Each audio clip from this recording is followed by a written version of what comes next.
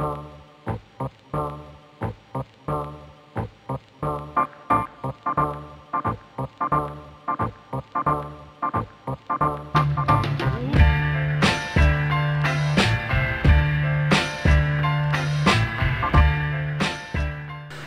when you see potential, you have to ask yourself, are you ready to develop this potential into something worthwhile? And that's a question I ask myself constantly.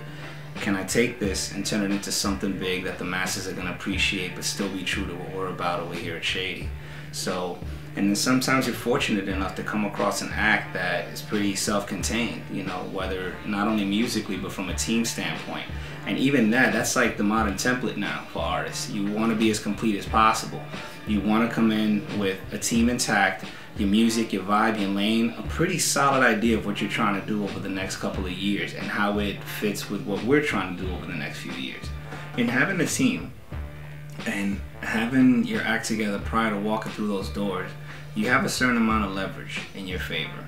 Strap yourself up with a good lawyer, and you should be good to go in terms of having some kind of leverage where you're not being lowballed.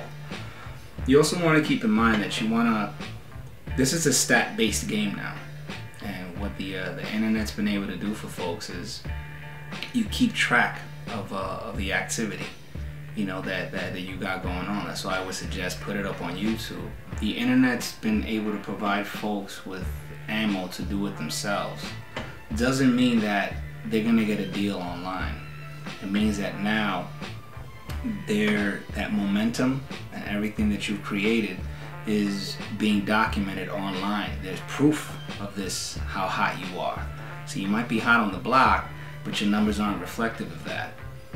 So you've got YouTube, you've got Twitter followers, you've got Facebook friends, all these things are there, and a majority of these labels take a look at that as the template of what your capabilities are and what your potential is.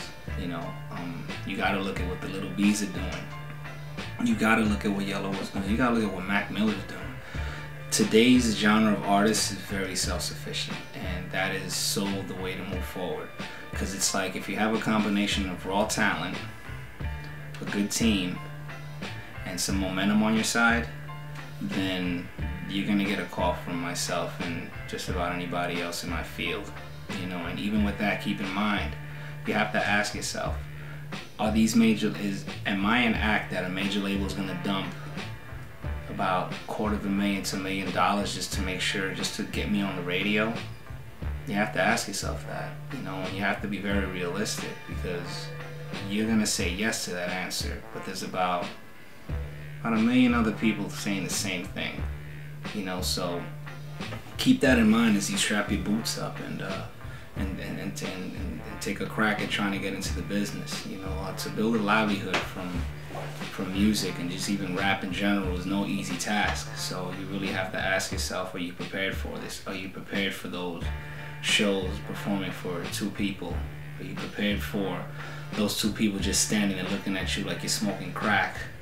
Are you prepared to take the trips to and from your county to the next county, to the next state, because you have an opportunity over there? Are you prepared for that? Are you prepared for the feedback that comes with posting your music online? Are you prepared for somebody saying, this music sucks, he's a dork? Are you prepared for that? You gotta have thick skin, and you gotta have a clear mind as to exactly what you want to do. Are you prepared to take other people along for the ride with you? Again, you have to look at these artists. You have someone like a Mac Miller who right now still has no deal, from what I understand, and he's selling out shows, venues, big venues, and that's a tremendous amount of leverage. And that's also an attestment to his team, the people behind him on the viral end, the people behind him on the managerial end. Shout out to Artie Pitt, by the way. Quiet as kept. Big reason why both Wiz and Mac are at that level, and I point him out because everybody needs someone like that in their squad. Funding or not, you still need somebody with an understanding of how to navigate online, and that's a huge factor. You have to have an understanding of it. It is not that easy. While the internet will provide you with an opportunity to do things yourself, even with that, it's a whole nother world. You have to accumulate stats via that world, and it has to come to the attention of the gatekeepers online. Just because there's no print, or just because everything's been transferred online, doesn't mean the gatekeepers, still aren't who they are. They may have at one point they were the gatekeepers on the print front. Now they're the gatekeepers on the online front, and they're just as critical as music there as they were on the print front. So it's gonna take some work. Are you prepared for that? Ask yourself that. Well, from an independent labels are going to become more and more important as time moves on, especially now the way the business continues to consolidate. We have the big four, which is EMI, Sony, Universal, and Warner. I'm pretty sure sooner than later there's going to be the big three.